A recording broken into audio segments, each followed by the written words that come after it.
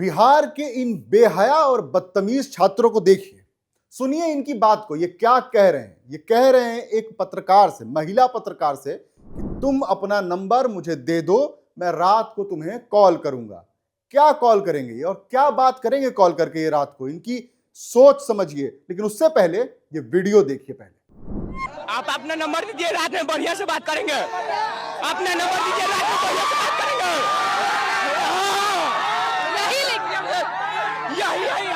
यही लिखा है, दूध के व्यापारी बनेंगे आगे चल कर। अच्छा, कैसा कैसा बहुत अच्छा। 90 नंबर चलेगा। 400 पार। 400 पार। मोदी का तो 400 पार हो नहीं किया था, हमने कहा 400 पार होगा जी।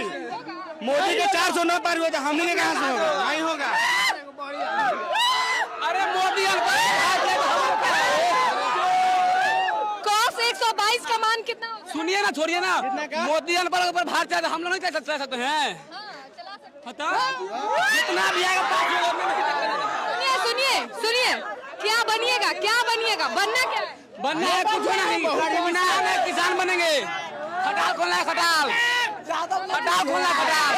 शिक्षा क्यों दे रहे हो? दे रहे हैं, बस शौक से दे रहे हैं। वीडियो में साफ समझ में आ रहा है कि क्या कहा गया है, किस इंटेंशन से कहा गया है, क्या सोच है इसके पीछे। ये विद्यार्थी हैं, शर्म आनी चाहिए। विद्यार्थी सोच ऐसी हो ही नहीं सकती। जब इनसे ये पूछा गया कि परीक्षा कैसी गई या क्या करोगे आगे, तो इनका कहना था खटाल खोलेंगे। वाह रे बिहार के भविष्य, वाह। खटाल खोलेंगे, खेती करेंगे, किसान बनेंगे। अरे भाई एक बात बताओ, जब तुम्हें पढ़ना लिखना ही नहीं है तो ये ढोंग रच क्यों रहे हो? ये परीक्षा दे क्यों रहे हो? क्या कर रहे हो? ये क्या इनकी वजह से बिहार आगे बढ़ेगा?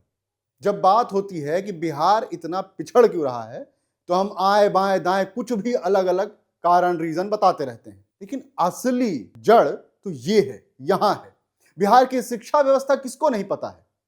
प्लस टू वाला सिस्टम चलता है ना बिहार में, जहां +2 से लेकर के आपको ग्रेजुएशन करने तक 10-10 साल लग जाते हैं। यूनिवर्सिटीज में 10-10 साल लग रहे हैं। कई ऐसे नाम यूनिवर्सिटीज के गिनाए जा सकते हैं जहां 10-10 साल लग रहे हैं ग्रेजुएशन करने में।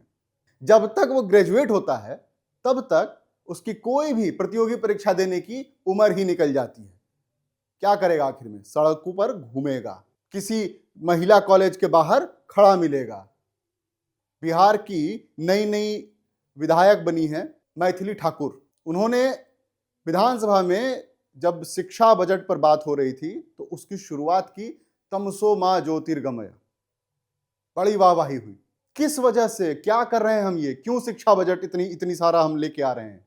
ये जो बच्चे हैं, जो इनकी सोच है, आपको लगता है ये पढ़ लिख करके आगे कुछ बनेंगे? क्योंकि उन्होंने तो पहले ही ठान रखा है कि मुझे खटाल खोलना है, खेती करनी है। खेत इनके पास कितने हैं ये नहीं पता, लेकिन किसान बनना है इन्हें। ये वही लोग हैं जो बाद में गुजरात जाते हैं, वहां जाके लोहा पीटते हैं और फिर सारा दोष राज्य सरकारों पर, दूसरी सरकारों पर डालते रहते हैं कि हमारे लिए अलग अलग ट्रेनों की व्यवस्था कराइए, छठ में हमें घर बुलाइए। एक फर्जी दंभ लेके घूम रहे हो बिहारियों तुम लोग।